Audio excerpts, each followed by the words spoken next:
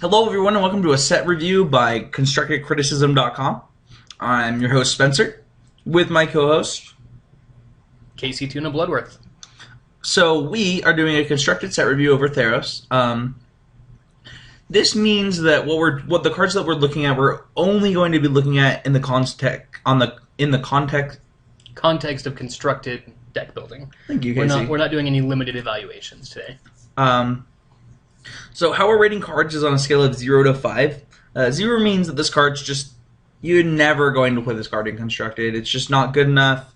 It also helps us that we can just give a card a 0 and move on, so that we're not wasting, 7 hours of your day. We'll be doing this review in parts. We'll be doing it in Warburg order, meaning white, blue, black, red, green. We'll also be doing it by card number. How the rating system is going to work after the zeros is ones are going to be cards that are very niche, cards that in some decks are 5s, and in some decks are 0, and then everything else is 0. One is reserved for those kind of cards that just are only good in those one decks, but in those decks are the best card in your deck. Pyromancer's Ascension is a great example of a card that's basically a 1. Any deck other than like a Storm type of deck, it's basically a do-nothing card. But in that deck, you almost can't win without it. It's possible that Trading Post might fall into this category. Yeah, absolutely. I think that it doesn't because it is also a sideboard card for control a lot of the time, but... Yeah, I mean, it may be like a 1.5, right? It's somewhere in between this type of card and our next type of card, which is like a 2, which is a card that's decent, but not overwhelming. Like, it's not going to wow anybody. It's pretty straightforward, but some types of decks are just going to play a card like this. An example of this type of card is a Ranger's Guile or Apostle's Blessing type of effect, something that protects your creatures in a deck where you really need to protect your one creature, usually. Yeah, absolutely. I like that example. Next up we have 3. This is going to be a card that's just good. Like, it's just a card that, is probably going to see play in some number of decks, and it's a fine card. It's just your average, playable constructed card. Yeah, it's kind of a salt of the earth. Nothing extremely impressive about it. Like Shock is probably a 3. Yeah, maybe. No, depending. Sometimes Shock is a 3. Sometimes Shock is worse than that. Keep going. Yeah, just perfectly reasonable cards. Cards that a lot of decks aren't going to function without, but again, aren't amazing. Like in Jund, like Farseek would be like a 3. It's a very good card. It helps keep the deck running. Without it, the deck becomes a lot worse. But it's not the card that's actually winning you games. All right. We have a 4. These are going to be very good cards. These cards are going to almost definitely see constructed play. I'm not going to give it an absolute on anything we give a 4, but... Yeah, I mean, these are just good cards. Good cards that there's no reason they can't see play. The only reason that a card that we give a 4 or better won't see play is if the metagame is absolutely hostile to it for some reason. Yeah, absolutely. Then we have 5. 5s are going to be just these broken cards, these insane cards. Just cards that you just are so convinced are going to be the best, some of the best cards ever. Deathrite Shaman, Geist of Saint Trap, Jace the Mind Sculptor, Bloodbraid Elf, Stoneforge Mystic, which was also probably a 1 when it was spoiled. I was going to say, that one, is kind of interesting, is that the card did not pass the sniff test originally, but when it was revisited later, it was discovered it was broken. But yeah. So yeah, those are the kind of cards that are 5s. Alright, let's start. Casey, why don't you read the first card? Alright, our very first card is Battle-Wise Valor. It's a white and a colorless for an instant. Target creature gets +2/+2 until end of turn, and scry 1. What do you rate this card, Spencer? I want to rate it higher, but I rate it a 0.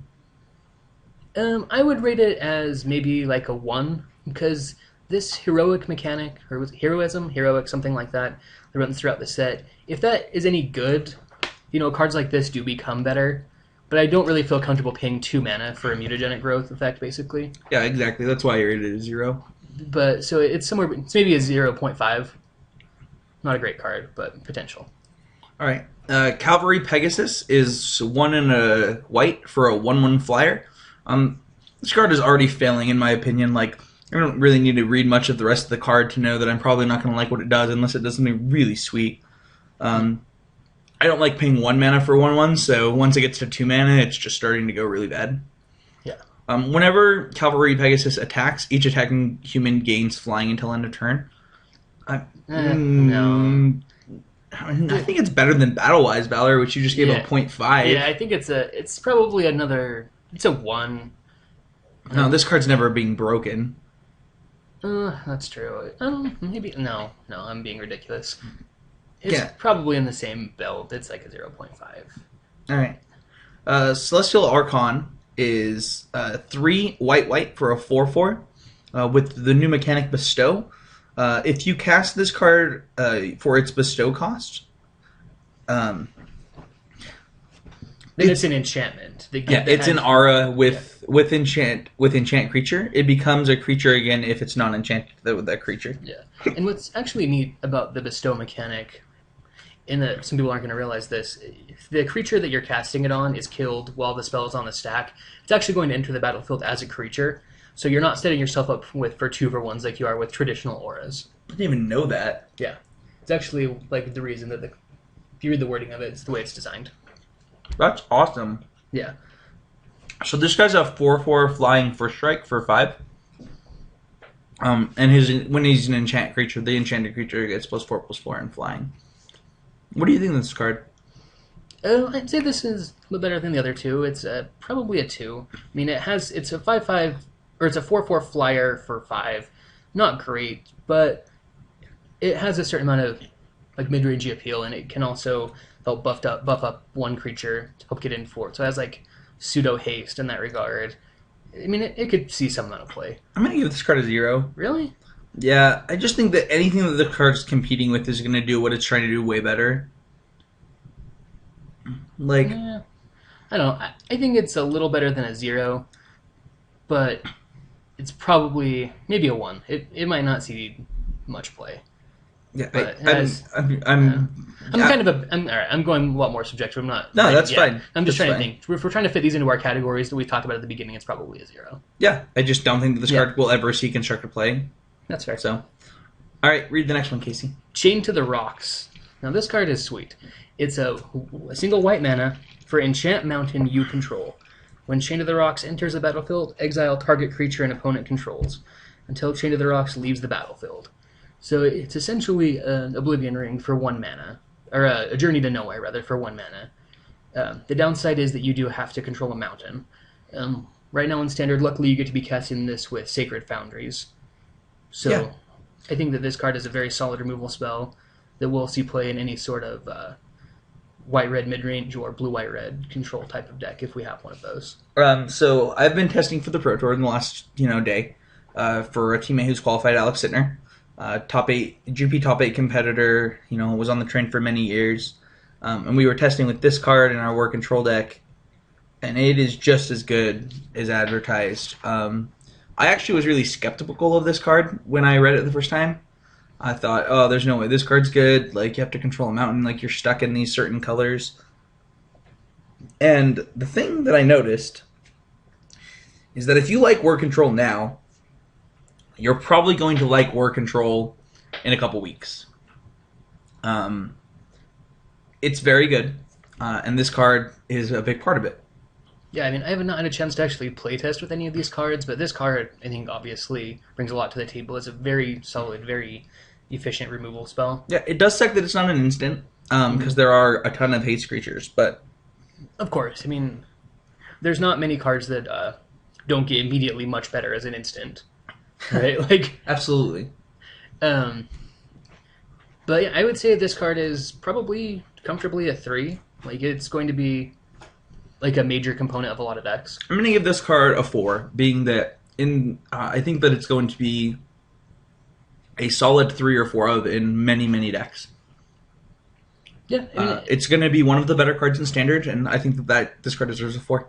So. Okay, I think it's just a little too salt of the earth to be a 4, but I think it's a very good card. All right. All right, next up we have Chosen by Heliod. Enchant creature. When Chosen by Heliod enters the battlefield, draw a card. Enchanted creature gets +0/+2. This card is a firm 0. I I don't think so. Just because it cantrips? I can't call this card a 0. Like there could be some deck that wants this card so bad, and it becomes one of the better cards in Standard. What? So, no, you're being ridiculous. I'm giving this card a 1. I'm giving this card it could become a legitimate card, but it's probably a 0. Yeah, I think this is probably the worst card we've looked at of the 5. I think that I don't know, man. All right. Wall of Omens and Wall of Blossom are real cards. I don't know what like. Yeah, but those that just does that by itself. This requires you to already have a creature in play. What if you put this on a Caryatid or whatever, the Sylvan Caryatid in the set? This is getting more and more ridiculous all the time. No, I don't like it. All right, I'm giving it a 1. So. All right. Dauntless Onslaught is 2 and a white. Untap 2 target creatures. They get +2/+2 until end of turn. This card's a 0 and constructed, but a really sweet limited card. Yeah, I think it's sort of in the same category as Battle-Wise Valor, and that if the heroic mechanic does anything, then this card is fine, but it's probably a 0. So because it has some potential there, I'll give it a 1. Yeah, but what is this card competing with in this heroic slot? I mean, there's not that many good cards. Like, are you gonna Giant Growth isn't that great of a card either. It's better than both of those. Yeah, but you can only play so many of those, and this actually triggers it twice. So if you have 2 creatures with heroic, you're getting 2 triggers. Oh, I hate it. I'm giving this card a 0. I'm much more of a sympathetic to the white weenie decks than Spencer is. So cards like this appeal to me a little bit more. All right. So we have Decorated Griffin. It's 4 and a white for a 2/3. Does this card need to do anything else before we give it a 0? It'd have to be pretty impressive. I mean, all right. So this card is flying. It has an activated ability. I'm already losing interest. I mean, it could be a really good activated ability. Yeah. So it's 1 and a white to prevent the next 1 damage that we dealt to you this turn. As soon as we got to prevent, I was over this card. 0. All right, I'm giving this card a 0. It's just not good. Yeah. All right, Divine Verdict is 3 and a white. It's an instant. Destroy target attacking or blocking creature. We've seen this card before. It's fine and limited, but it's definitely a 0 in constructed. Yeah. Absolutely. So. All right, read the next one, buddy. All right, Elspeth Sun's Champion.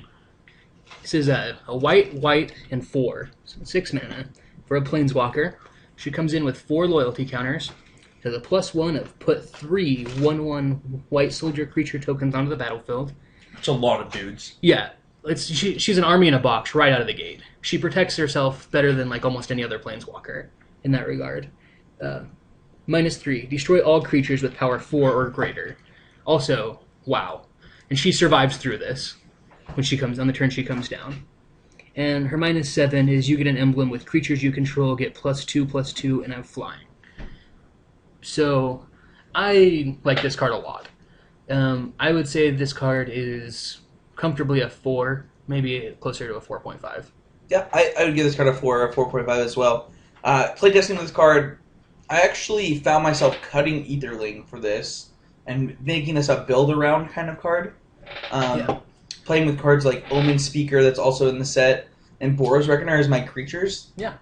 And then Jace's this Sphinx Revelations and Steam Auguries with some Chain of the Rocks. This deck sounds sweet. This deck was so sweet. Yeah. This card does everything that you really want in a control deck or a big mid-range deck, or no, definitely a control deck, where it protects itself, it applies pressure with its +1, it keeps the board clear, and eventually, if you keep taking her up, flooding the board with dudes, and then you can just kind of play defense until you have, an army, and then crack her ultimate, and then you've got an army of 3/3 flyers, game over. I mean, you don't need that many 3/3 flyers. You need 7, right? But assuming that you're making 3 a turn, so let's see. Well, that's 4 turns after she comes down, she can ultimate. But so if you're making 3 a turn... That's 12 guys. Yeah, but you're probably blocking with some of them. Yeah, I mean, exactly. So some number of them are dead, but, I mean, you can block with a lot of... Basically, most of them. Or almost all of them. You can block with 5 of them and still have enough to just kill in to just turn. End the game. Yeah. So... And, you're just throwing so many bodies in the way. This card is sweet. I think that this card is probably... it's a lot more specific than people are going to give it credit for. it doesn't want to be in a white. Oh, don't just throw this in any of your white decks. It's very specific. It wants to be in a slow, grindy deck. Yeah. This card wants to grind your opponent out and make them use their cards to try and get rid of it. Yeah. And if they ever do, you have a lot to show for it. Yeah. I mean, this card has immediate board impact and just takes over the game. Yeah, absolutely.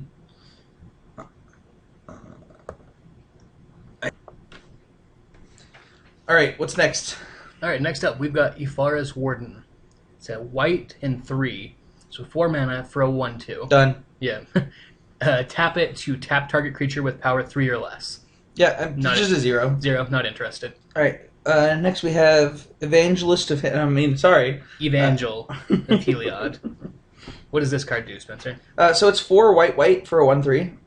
All right. That seems bad. I mean, 6 mana for a 1/3. I can't think of a card like that that's really seen play. I mean, yeah, I can't think of one either. So when it enters the battlefield, put a number of 1/1 white soldiers onto the battlefield equal to the devotion to white. So if this card costs 4 mana, it's probably like a 4. If it costs 4 mana, I mean, it's putting a 1/3 and 2 1/1s in minimum, assuming that you have nothing else on the board. So at 4 mana, it's a 3/5 guaranteed. Yeah, which is it's not like amazing. I'd probably say it's a 3 at 4 mana, but at 6 it's a 0, it's a 0, right? right? This card is unplayable. Yeah, that's too bad. It's a cool effect. Yeah, it's a neat effect. The only problem is it makes you go so all into your mono white that in order to get any real value out of it. I understand. Yeah, not interested. All right, so Fabled Hero is 1 double white for a 2/2 double strike heroic. So whenever you cast a spell that targets Fabled Hero, put a +1/+1 counter on Fabled Hero. What do you think of this card? It's okay. It's a little worse than some of our other... I mean, the cards that it reminds you of are like Mirran Crusader and Silverblade Paladin. I think it's a little bit worse than either of those. But I think that both of those cards saw a reasonable amount of play. I feel comfortable giving this card a 2. This card's way better than a 2. I'm going to give this card a 3. I'm also giving it a 3 knowing I'm going to lose to it at least 7 times in the first week it's out. that could be true. I mean, I don't know. It's good.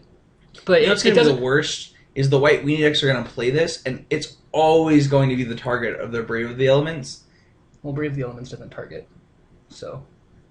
Isn't it target creature and all other creatures? No, it's all white creatures you control. Oh, that's good. Let's see. What's the one from Return to Ravnica that's like a green, a white, and 1, and target creature gets a +1/+1 counter, and then target creature gets a +1/+1 counter? Common Bond. Common Bond. So you can be able to rip 2 triggers off of that, puts 3 counters on this, 4 counters on it. Yeah, and you can... So then it's a 6/6 double strike. You throw like a giant growth in there because you're on turn 4 when you're attacking with this. I'm sure I'm going to lose to this card as well. Yeah, I mean, I'm definitely going to lose to this card. It's probably better than a 2 in my opinion. But I think the white weenie decks will want this. The problem is that it's competing with Fiendslayer Paladin and Boros Reckoner. I don't know that it's competing with Boros Reckoner for this kind of thing that it's trying to do. I think that any mono white deck is probably playing Boros Reckoner. Interesting. I don't know. In testing, Boros Reckoner has been getting a lot worse than it was before.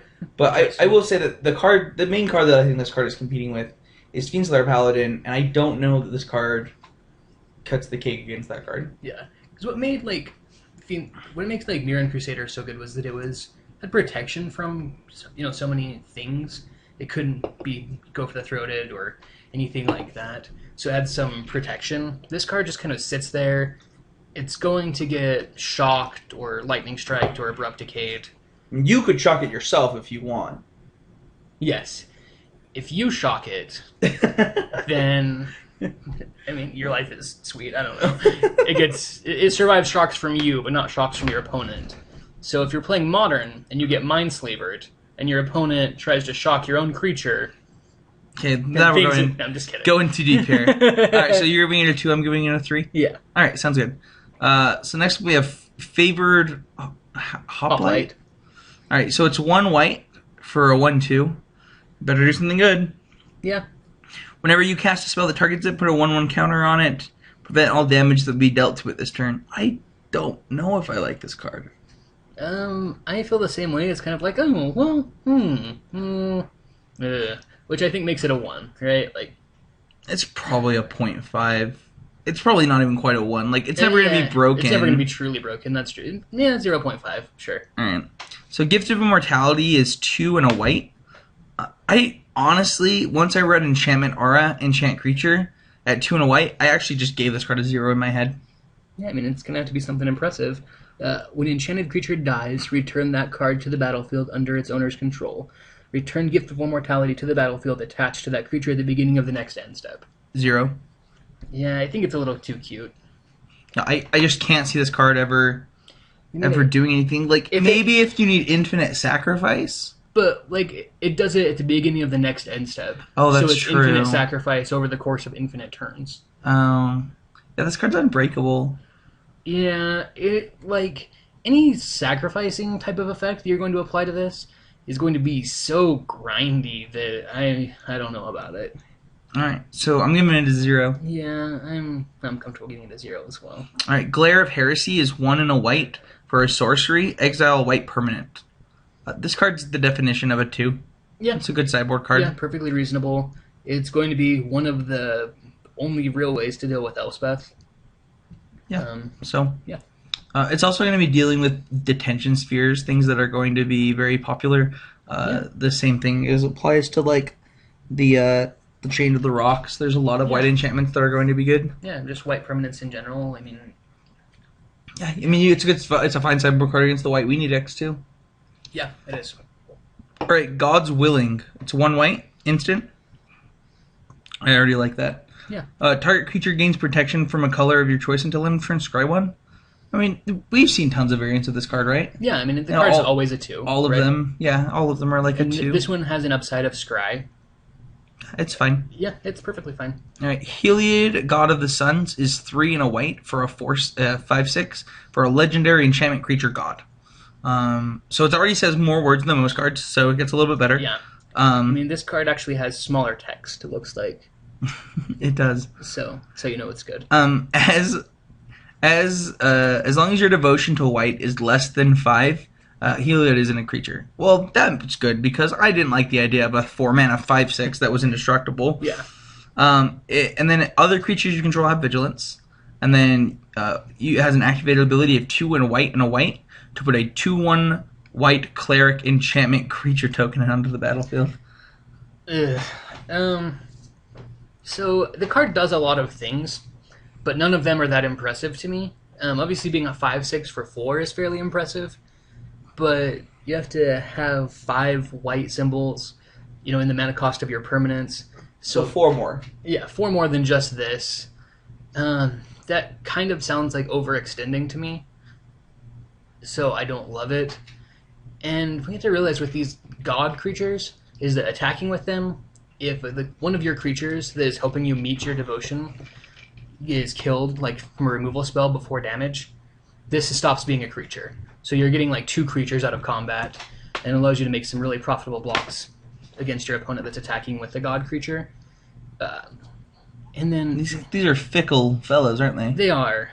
These are fickle gods we deal with. Other creatures you control have vigilance. That's basically almost flavor text most of the time, right? Yeah, I think that to get down to the meat of this card, I think that this card is a 1-of in some kind of control deck. Sometimes is the highlight of what this card is capable of doing. The nut high for this card is maybe a 1-of in some decks. Maybe. I would say that it's a 1. Maybe a 1.5. I give it a 2. It's possible that it sees. I mean, if it's not a 2, it's a 0. It's either one of the two. It's either going to be a 1-of in some control deck, or it's not going to see any play. That's. Yeah, I mean, if that's what we're going with, then it's a 0. I mean, the card is just bad. I'm not willing to give it a 0, but I can see why you would. All right, Heliod's Emissary is 3 and a white for a 3/3, and I don't like it. And then it's got Bestow for 6 and a white. Okay, still don't like it. Whenever Heliod Emissary or Enchanted Creature attacks, tap target creature an opponent controls. This card's not constructed playable. Nope. Like there are definitely like better tappers, and Yeah, I mean, we always have this effect in spades, and it's never been impressive. So it's fine and limited. It's just not a constructive mechanic. yeah, 0. I also go to 0. All right, you're up. All right, Hopeful Eidolon, a single white mana for a 1/1. All right, this card better say tap for any color of mana or draw 2 cards when it enters the battlefield. When it enters the battlefield, even this card, yeah, that would be good. Hashtag yes, that would be good. All right, or so you can. It's a 1/1 with lifelink. So this card got so much worse when you said lifelink. And then bestow for 4 mana to give a creature +1/+1 and lifelink. 0. This card's bad. Yeah, I mean, not even with this card a rating. I'm offended that they thought this was okay to put in a set. I mean, we have like a lot of 1/1s for 1 white with lifelink, and they're always bad. So yeah, continues that proud tradition. All right, 100-handed one. Sorry. What do you think this card does before I read anything else? Probably a lot of something. I mean, if it has 100 hands, like you can do a lot of things with 100 hands, and at least 50 times the number of things I can do. At least. All right, so 100-handed one is 2 and 2 white for a 3/5. That's not bad. I mean, it's not my favorite, but I'm willing to. I'm listening, basically. It's got vigilance. Okay. It's got monstrosity. Monstrosity is if this creature is monstrous, you do something. And all of them have numbers equal, and then they get +1/+1 counters. So it's Monstrosity 3, which means it's going to get 3 1/1 counters when you activate this. And it costs triple white and 3 colorless. So 6 mana to turn this into a 6/8. Which is fine. Like, you put a deposit on, get a 3/5, and then if you ever have 6 mana later, you get a really fat thing. Yeah. As long as 100-handed one is monstrous, it has reach and can block an additional 99 creatures each combat. So the ability to block infinite creatures, and we have a card that does that in was it Gatecrash or we have multiple cards that do that. But I mean, in standard right now we have a card that does that. And it never saw play, and that card has flying. So being able to block 100 is basically that. But it's not quite. It's not an ADH though. If you're a commander player, you're looking at this card and you're like, can only block 100 creatures. It's probably not enough. No, this card's sweet. I actually refuse to give this card a 0 out of principle. I will give it a 0.5. Yeah, I'm also prepared to give this a 0.5. It doesn't see any standard play. Yeah. Patrick Chapin, I think, when this card was spoiled, said that you should play it in your sideboard in Modern against Splinter Twin on Moto, because your opponent will time out making 100 creatures. More than 100 creatures to kill you with. I mean, he's living a sweet life if he's getting into 6 mana. Like, yeah. I just thought it was funny when he said it. Yeah, it's a little funny. Alright, read the next one, bro. Alright, Laguna Band Elder. When Laguna Band Elder enters the battlefield, if you control an enchantment, you gain 3 life. This is a 3 mana, white and 2 colorless for a 3/2. So it's a 3/2 for 3, which isn't bad. It wants you to play enchantments, which there is infinite of in this set. So I don't care too much about that. But it gains me life, which is rarely that impressive of an ability. I could consider this... I mean, it's just worse than Centaur Healer, which is what it's going to be competing for in these, like... in the decks that are going to want it. So I think that it's a 0. I think it's a 0 too, and I think it's for the exact reason you said. It competes with a card that's just better than it on the power and toughness, and it just always does what this card wants to do. Well, it has the same power, has 1 more toughness, and it doesn't have a conditional life gain. It just gains you that life. Yeah, thank you for repeating what I just said. You said that it beats it on power, and it doesn't. They're both 3 power. I'm saying that Centaur Healer beats it on its power and toughness. Oh, okay, sure. Beats it on the... It just always does what you want it to. Yeah, so thank you for repeating me. Yeah, fuck off. You were repeating me, so... No. This is Inception now. I said it, and you said, I agree for the exact same reasons, and then said it, and then I repeated you. And then now we spent 5 minutes talking about it. Next card. Last Breath. A white and a colorless for an instant. Exile target creature with power 2 or less. Its controller gains 4 life. No thank you? 0? I can't give this card a 0.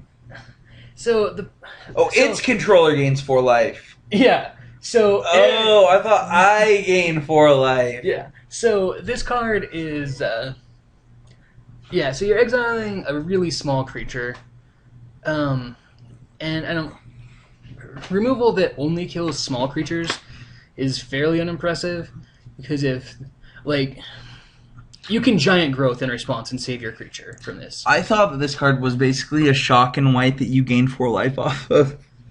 I was like, this card's fine, Casey. What are you talking about? This is just kind of like a ghetto lightning helix. No, that's not what this card is. Yeah. It's actually just like the worst Swords to Plowshares that they could ever print. I give this card a 0.5. It's because you just don't want to come down from admitting how wrong you were about it. Nah. The card's bad. Anyway. You giving it a 0 then? Yeah. Firm 0. Alright, Leonin Snarecaster. 1 and a white for a 2/1. I'm still listening. Yep. When it enters the battlefield, you may tap target creature. Man. I'm not that impressed with this in Constructed. I can't imagine when I need to do this. It doesn't even have flash Probably or a anything. 0. Yeah. If I had flash, I would call it like a 1, but it doesn't. It's a 0. Yeah. Alright, read the next one. Observant Alcid. It's a white and 2 colorless for a 2/2. Yeah, not super impressed. Vigilance, and then it has Bestow for a white and 4 to enchant a creature to give it +2/+2 in Vigilance. Not really interested in any of that for Constructed. 0. This card 0. Alright, Ordeal of Heliod. It is 1 and a white for an enchantment creature. No, to enchant a creature. It's 2. not an enchantment creature. Alright, whatever. Well, that's different in this set, right? Yeah, whatever. So it's an enchantment aura, enchant creature. Whenever an enchanted creature attacks, put a 1/1 counter on it. Then, if it has 3 or more, sacrifice Ordeal of Heliod, and when you sacrifice it, you gain 10 life. This is a 0. Yeah. Unless there is a spell in this set that lets you sacrifice enchantments at will, like sacrifice an enchantment, this card does something, I think that all of the ordeals will not see play. I agree, and I think that this is the worst of them. Yeah. So, all right. So, Phalanx Leader. This is a white and a white for a 1/1. I'm really not impressed with this right out of the gate. Whenever you cast a spell that targets it, put a 1/1 counter on each creature you control. This card's going to see so much more play than it deserves. Yeah, this card is... It seems better than it is. There's no chance I'm not playing Precinct Captain over this if I'm playing a deck that can afford to play white-white on turn 2. Like, this card's going to see way more play than it deserves. Yeah, and like it's just a derpy card. No, thank you. But it is going to see play. I give this card a 0. It doesn't deserve to see any play. I want to give it a 0 because I think that's how good the card is. Based on the amount of play that it's going to see, it's probably like a 2. No. But it's bad, and you shouldn't play it. It's not going to see competitive level play, but you are going to play. You're going to play against it at every FNM for the next 2 years. So I hate this card so much. Yeah, it just encourages players to play bad cards. Yeah, this is one of our trap cards we talked about in our last podcast. That it seems like it does something impressive, but does not do anything impressive at all. It doesn't even do anything. I mean, every instant you target this with becomes like a Gavany Township. So this heroic mechanic, actually, what it reminds me of is Infect. It almost wants you to play like this infinite pump spell deck, but it just actually doesn't do anything. None of these cards do anything. Yeah. So it doesn't like it's Infect without the ability to kill your opponents quickly. Yeah. So just bad.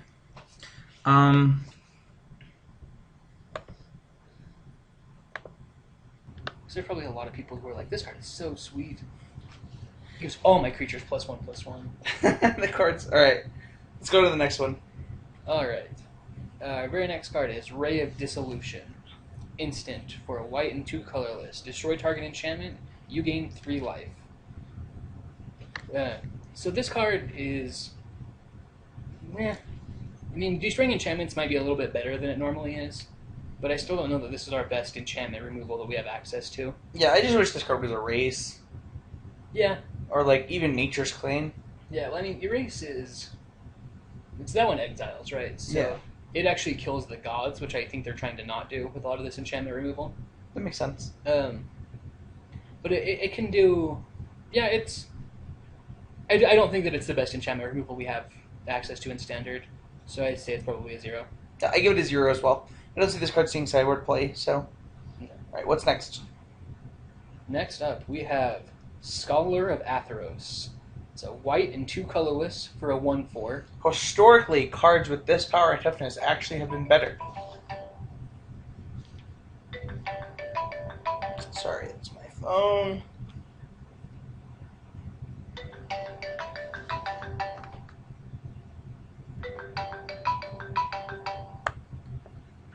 Alright, so this cards with this power and toughness have traditionally been better than what? Just like better than you'd expect. I think that the 3 mana for a 1/4 is probably one of the power unsung heroes? Yeah, it's just like this power and toughness that's a little bit better than it is pure. Sadly for this card, that's not the case.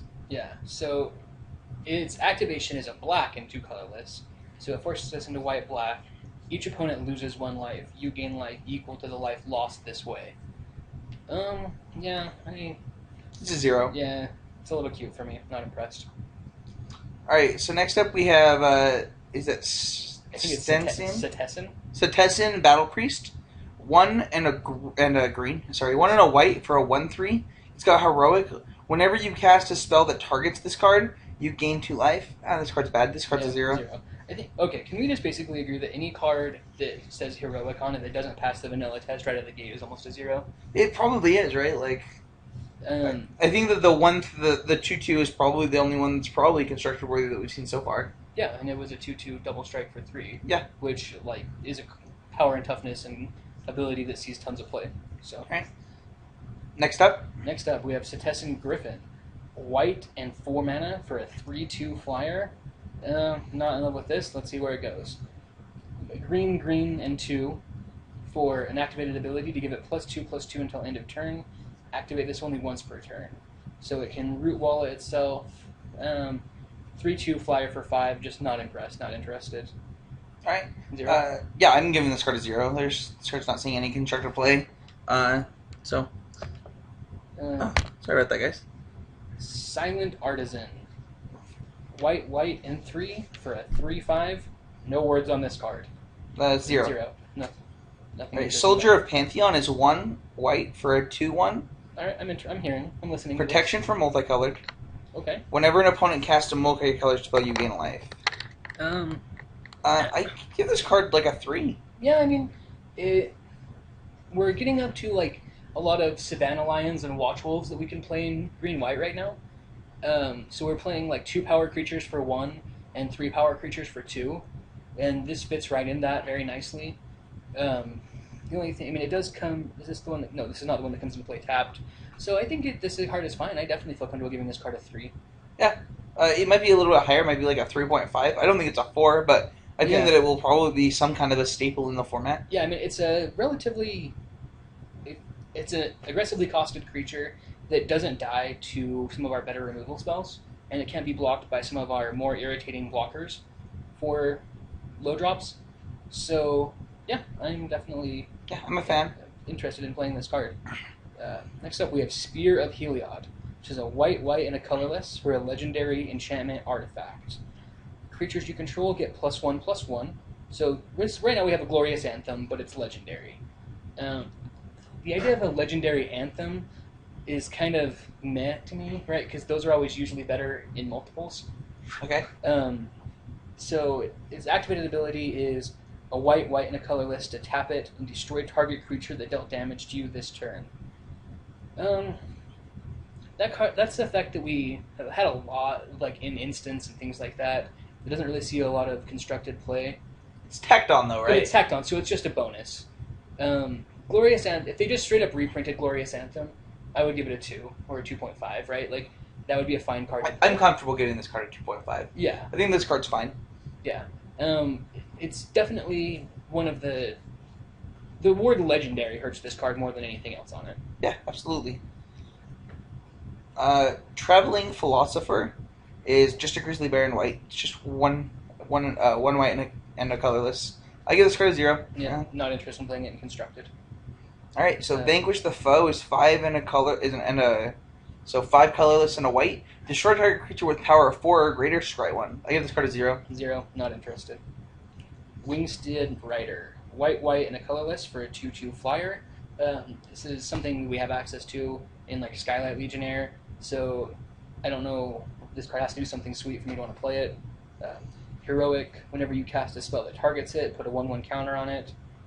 Not really interested. I'd probably just, if I'm playing like an aggressive white deck, I'm probably more interested in playing the Skylight Legionnaire because it has haste. I don't like this mechanic more and more the more cards I read, and I give this card a 0. Absolute 0. Our very last card in white, last one for this part of the podcast, or for this part of the recording, Yoked Ox. Single white for a 0/4. No words on the card. 0? Yeah, it's probably a 0. I don't think that any of the blue variants of this card have seen any play, so I don't expect this one to. Yep. So what do you think of white overall? I think that it has the best Planeswalker in the set, in Elspeth, and maybe like the best removal spell in the set in Chain to the Rocks, and a couple of other playable cards. Overall, I think that white as a whole is like, what, a 1.5 probably? It's pretty weak. Yeah, I mean, I think that when you're taking into consideration like everything, I think that the color has 5 constructed playable cards, maybe 6, and I mean that's not bad. I mean, there have been sets that have 0 constructed playable cards in a set for a color, so Yeah, it's not terrible, and again, there are some legitimate powerhouses in the color. You're going to see white decks plenty through competitive top 8s and get plenty of wins. all right, that's it for white.